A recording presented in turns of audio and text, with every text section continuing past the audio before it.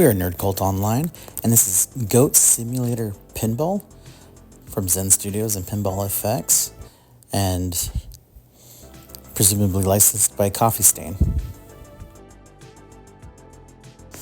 Now, for those unfamiliar with the Goat Simulator franchise, basically it's a game series where you play as a goat. You can unlock various different skins that mutate or change your goat in some way, add different powers by getting hats and things like that. And the game is absolutely insane.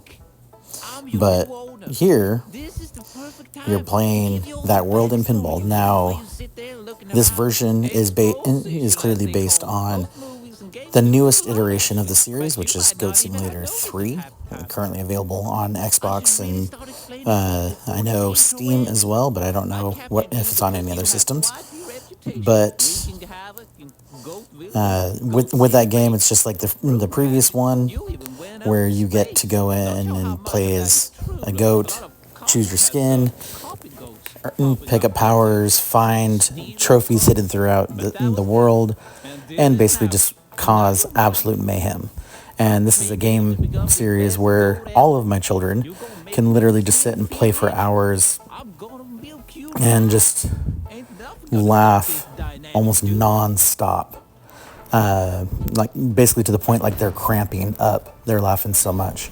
And it's pretty infectious. And the newest version of the game I actually found to be a lot more enjoyable than the original, just because of the types of challenges that they had for it. And so I was really excited to play this table, and was really glad that we got the opportunity to do this. And so throughout the game and throughout the table, you actually get scenes from the game as well. The intro is the farmer that basically kidnapped you at the beginning of Goat Simulator 3, and then you basically break out and cause all kinds of mayhem. And later you find out that the farmer, and you know, spoilers alert, is basically the game designer, and he's also the final boss of the game. And so, you know, I'm hoping that as you progress through the table, you get to a point where you actually get to trigger some sort of mode like that here. Now, we did have some difficulty hitting the two ramps on the sides, but could pretty consistently hit that central tower. And that central tower is very crucial in both the pinball table and the actual core game that it's based on. In the pinball table, as you hit that tower, you can actually trigger different events to happen depending on, you know, certain ramps that you've hit as well. And it also allows you to select some of the events too from it. And one of my favorite things about the table is that pretty much any time that you get a ball out, the next time you get the ball, the skin of the ball has changed. And basically, one round you have like a bowling ball, another round a beach ball, a volleyball, soccer ball. There's a ton of variations. I doubt I've seen them all yet, and I could probably count for sure at least 6 that I've seen, likely more. And so all the little touches like this, Zen does a fantastic job with those Easter eggs throughout their tables, and we had an absolute blast on this one. Now, right here, what you're seeing us play in the classic mode. Now, towards the end of this video, you're actually going to see us play in the realistic mode. So I'll hold off on sharing my opinions about realistic versus classic until we get to that portion. But overall, as the table as a whole, I absolutely love the table. My son, who is terrible at pinball, even compared to me, and for people that have watched for a while, can easily tell you as well, I pretty much suck. He and I both loved the table, and we had a blast. My youngest, who is probably the most obsessed with Goat Simulator 3, was not as impressed, but that's mostly because she didn't get to cause the same kind of mayhem and destruction here as she does regularly in Goat Simulator 3. So, you know, if you go into this table thinking that you're going to be blowing a lot of stuff up, like you can there, unfortunately, that's not going to happen, at least not in the early stages of the table. There might be some missions later on that allow you to unlock something like that, but I have yet to see them.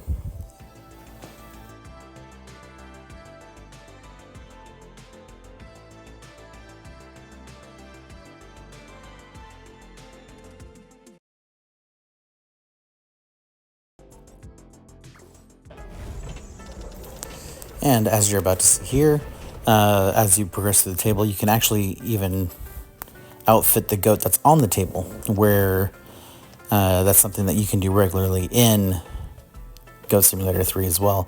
Now, at this point, we only had the 2 hat options, and your goal is basically to hit certain ramps, so that way the farmer basically throws batteries onto the table for you when you choose the flower power hat.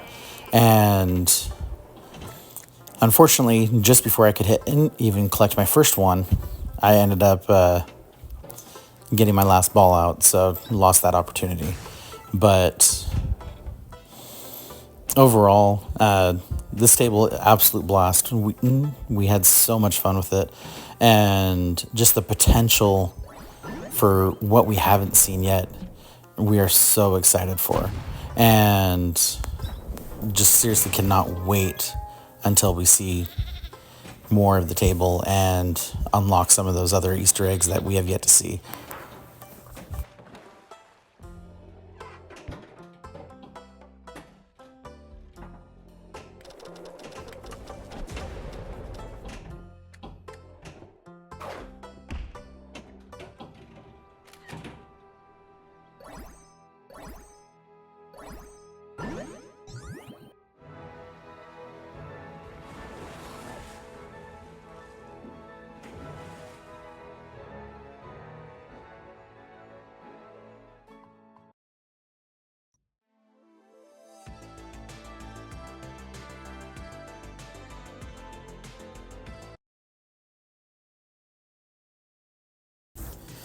All right, so here we are where we switch it to realistic mode and give that one a try.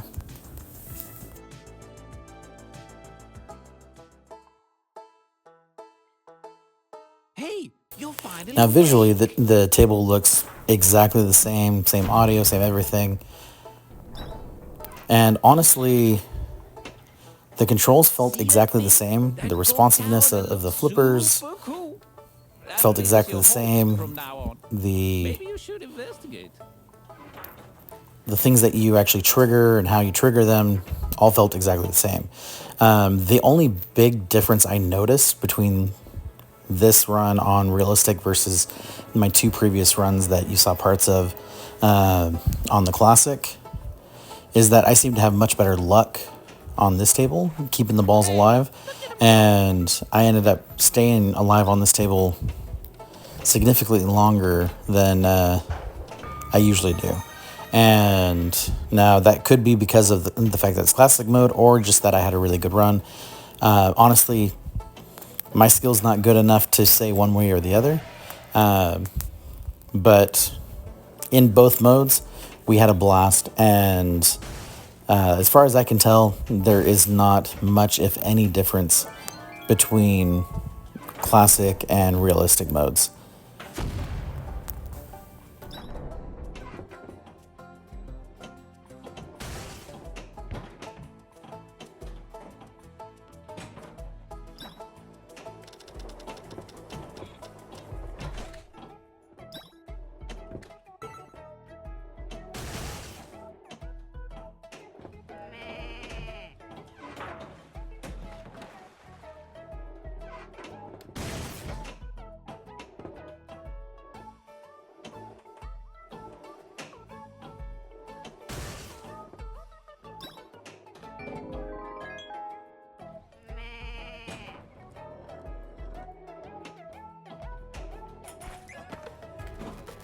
Did that goat just do a 360?